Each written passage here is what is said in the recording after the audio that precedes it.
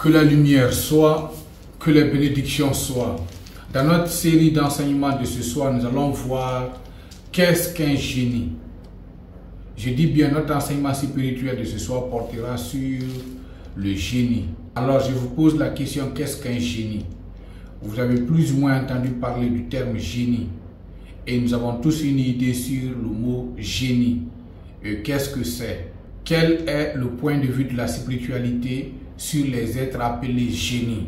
Un génie est tout être invisible, est tout esprit qui révèle aux êtres humains des connaissances. Tout esprit doté d'une connaissance ou des connaissances très avancées qui se rapproche des êtres humains pour les révéler des connaissances qui leur échappent est appelé génie.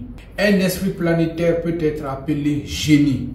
À partir du moment où cet être planétaire ou cet esprit planétaire se rapproche des êtres humains pour les révéler des connaissances scientifiques qui leur échappent. Un élémental peut être appelé génie, puisque lorsque nous prenons les élémentaux, il y a les esprits de la terre qui sont appelés des gnomes, qui sont dotés des connaissances très avancées au niveau des vertus des plantes. À partir du moment où un gnome qui sont des esprits de l'élémentaire se rapprochent d'un être humain pour lui révéler des connaissances sur les vertus spirituelles des plantes, cet élémental est appelé à partir de ce moment un génie. À partir du moment où une sirène ou une ondine se rapproche des êtres humains pour les révéler des connaissances qui leur échappent, cette sirène ou cette ondine est appelée génie.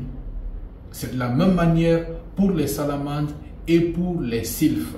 Les esprits sont des êtres invisibles qui sont dotés des connaissances très avancées, des connaissances très poussées. Mais seul l'être humain qui est aligné aux esprits peut bénéficier de leurs connaissances. Parce qu'il faut aussi que vous ayez une fréquence qui s'élève au niveau des esprits pour que les esprits se rapprochent de vous pour vous communiquer leur savoir.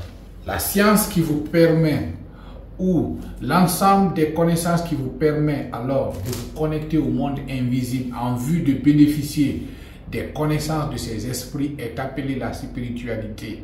La véritable spiritualité n'est pas de la sorcellerie. La véritable spiritualité n'est pas ce dont vous avez entendu parler qui repose sur les pactes, sur la vente de l'âme, sur la sorcellerie, l'envoûtement ou l'enchantement. La véritable spiritualité, celle authentique, est l'ensemble des connaissances qui permet à tout être humain de réveiller son potentiel divin. Votre potentiel divin est l'élément divin, le pouvoir spirituel en vous. Autrement dit, c'est l'esprit en vous. L'ensemble des exercices qui vous permettent de réveiller votre esprit en vous. C'est cet esprit qui se connecte au monde invisible. Pourquoi? Parce que les oiseaux ou les animaux de même espèce communiquent entre eux. La chair communique avec la chair. C'est pour cette raison, lorsque vous rentrez dans la chambre avec une femme, c'est par les caresses qu'elle peut vous exciter. Par les massages que vous pouvez aussi l'exciter. Ça, c'est une communication entre chair et chair. Autrement dit, une communication charnelle. Maintenant, pour ce qui concerne le monde spirituel, pour communiquer avec ce monde spirituel, vous devez faire usage de votre esprit. La plupart des connaissances que les êtres humains ont manifestées, que les scientifiques ont manifestées dans notre monde physique, ont tiré leur source du monde spirituel.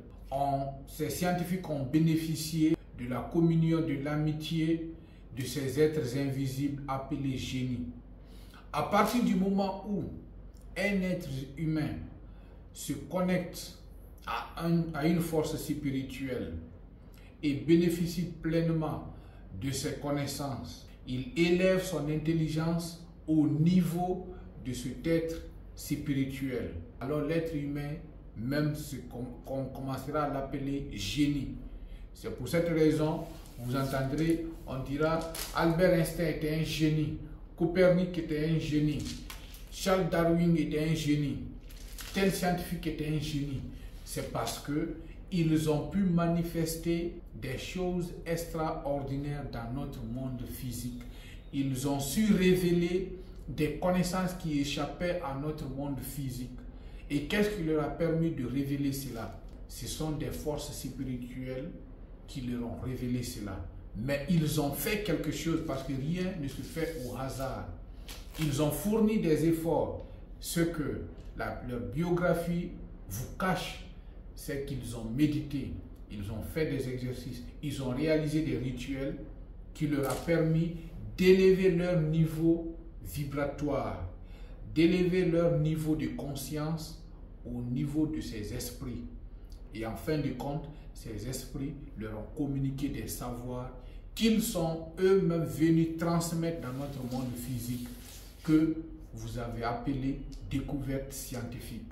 C'est pour cette raison, lorsqu'une personne fait quelque chose stupéfiant, vous direz que c'est génial.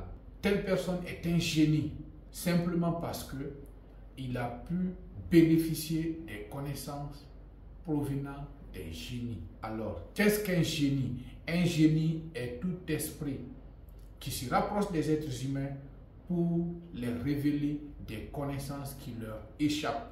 Retenez donc que vous ne devez en aucun cas vous laisser endoctriner par des connaissances religieuses, par le dogmatisme religieux. Parce que la religion a été un facteur qui a longtemps maintenu les Africains dans la captivité. Parce que la première captivité est celle spirituelle. À partir du moment où une connaissance ou une doctrine religieuse vous enseigne que le monde spirituel dans sa globalité c'est du satanisme, ou la spiritualité c'est du satanisme, alors vous vous ressaisissez. Dès que vous vous ressaisissez, dès que vous vous éloignez de la spiritualité, alors vous êtes privé des bienfaits de la spiritualité. Et un peuple qui s'éloigne de la spiritualité est un peuple qui descend plus bas, est un peuple qui régresse. Pourquoi?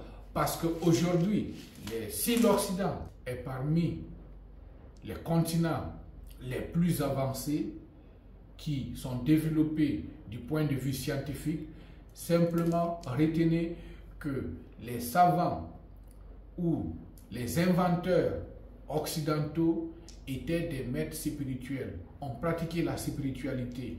C'est pourquoi vous entendrez, on vous dira que tel scientifique était philosophe, astronome et théologien, mathématicien, astronome, philosophe, théologien.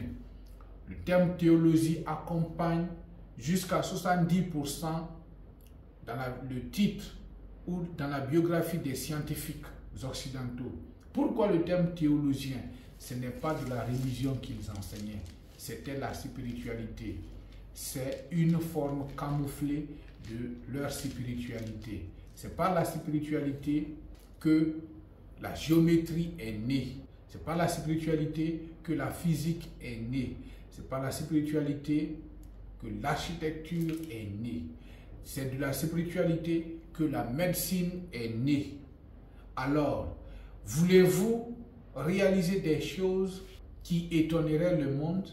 Voulez-vous réaliser ou avoir accès aux connaissances qui échappent aujourd'hui le commun des hommes? Il est donc temps de voir d'un nouveau œil la spiritualité.